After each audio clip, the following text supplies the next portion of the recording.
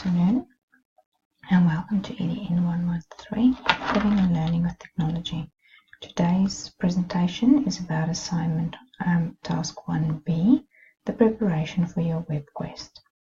Looking at assignment task 1 part B, it is a group web quest and it is due on the 15th of April at midnight. Now, what is expected of you before you submit your part B? Firstly, it's expected that you will look at the marking guide and use it as a reference or a checklist to make sure that you tick all the boxes.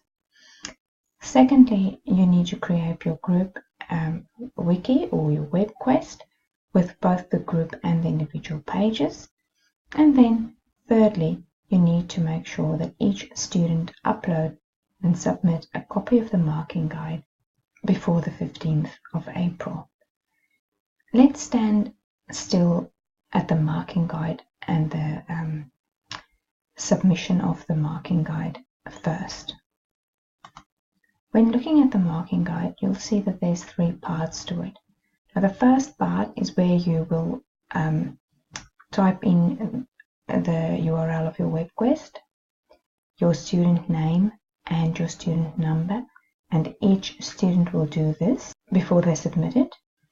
You will find that the first part is the group project plan, and everybody will receive the same marks here in your group. Then you will get to the second page, which is your group web quest and the marking guide for the group pages. And again, everybody in the group will receive the same marks in this part. And then lastly, you will have on page 3, you have your individual pages as marking guide. And on this section, each person will get a different mark. And there's the end result. When we look at our how to submit our web quest marking guides, we need to look at each student must upload a marking guide, and you need to please make sure that the format of your file is your name, your surname, dash student number, dash, and the unit name task 1. And make sure it's a Word document, because we need to complete it on our end and then give feedback to you. Make sure your web quest URL is working, and make sure you add your own student name and student number on the marking guide before you submit it on the 15th of April before midnight. Now let's move on and look at what you need to do for your web quest. Now, you have had the opportunity during week 4 to look at different web quests from previous years. Now, this web quest is an example, and it is not a web quest that I created because I think this is an expert one.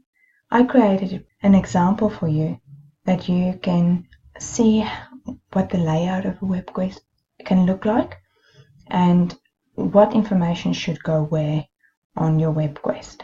The URL where you will find the web quest is at the bottom of the slide. And look at the layout of the web quest. This is the menu from our example web quest, and this is the requirements that you need to do. And you'll see that they actually goes hand in hand. On the web quest, you have an introduction, task, process, evaluation, conclusion, credits, and about us. Those 7 pages are group pages. All members of the groups are to collaborate to create these pages and the content that will populate these pages. Then you have your individual pages, which will be your About Me page and Connection to Meaningful Learning. These pages will be individually populated, so each member will be responsible to populate their own About Me page and their own explanation on firstly how the project as a whole addresses the characteristics of meaningful learning, and secondly how the technology and the end product created addresses the characteristics of meaningful learning. Now, if you look at the menu on the WebQuest page that we created, firstly, let's go back and say, if you look at the menu on our WebQuest, you've all created pages or websites up until now throughout this unit. And we are more than happy for you to use those websites in your group. You do not have to create a new website. However, on your home page, you will have to create a sub-page called WebQuest. And then everything that goes underneath your WebQuest should be underneath that sub-page. So, to give you an idea, I had my original home page. From there, I had a page called WebQuest. On the WebQuest page, from there, I created the 7 pages that I needed for my groups. When I came to the About Us page, from there, I created one subpage for each member of the group. And under those subpages, I created one more subpage for the connection to meaningful learning. You will see as I go along, I will show you what needs to go on which page. Okay. Hope the layout makes a little bit more sense to you now. Okay, let's look at the content of each page. If you start with your introduction page, you will have a short introduction on what the purpose of the site is and the curriculum content that will be addressed on the site. Going to the task page, on the task page, you need to address what the students will learn and how they will provide evidence of their learning. Again, as a group, you have to decide on what the task is and what the outcomes of the task is. Right, going on to the process, and many of you have a little trouble getting a clear picture on what the process is actually all about. Now, I'm going to try and explain it as clearly as possible. The process is a step-by-step introduction of what the students will do to obtain the knowledge they need to create an end product. The step-by-step instructions can be seen as mini lessons. So as a group, you will have to develop these mini lessons that will teach and provide the students with the information and resources they need to learn and research the topic of the WebQuest. But you will take 2 or 3 steps for the first part, where you do the general research and provide general information about the topic. And then you will provide in 1 or 2 mini lessons the information that they need to actually enable them to use the digital tools you expect them to use to create the end product.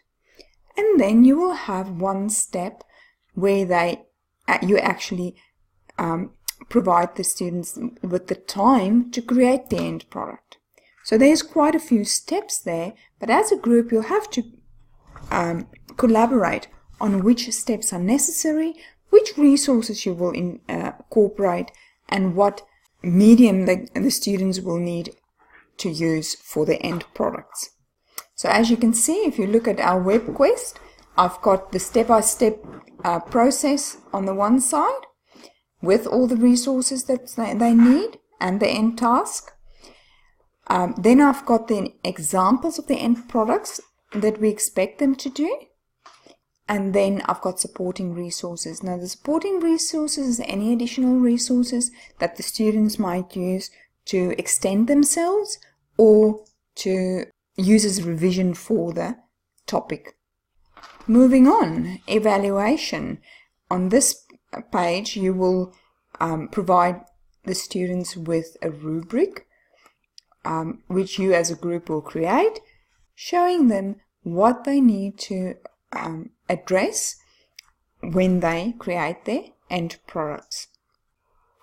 As a conclusion, you will have to write up a brief reflection on what the students would have learned during the completion of this project. Credits. Looking at the credits. On the credit page, you will give credit to the people, the images, and the people's works that were used during the creation of this web quest. The About Us page is the last page of the group pages. On this, you need pictures of everybody in your group, and you need a short description of you as a group. Brief introduction of who you are, what did you try to accomplish with this web quest, that sort of thing.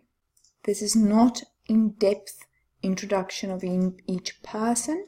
It is only a short overall introduction to the group. Now let's move on to our individual pages.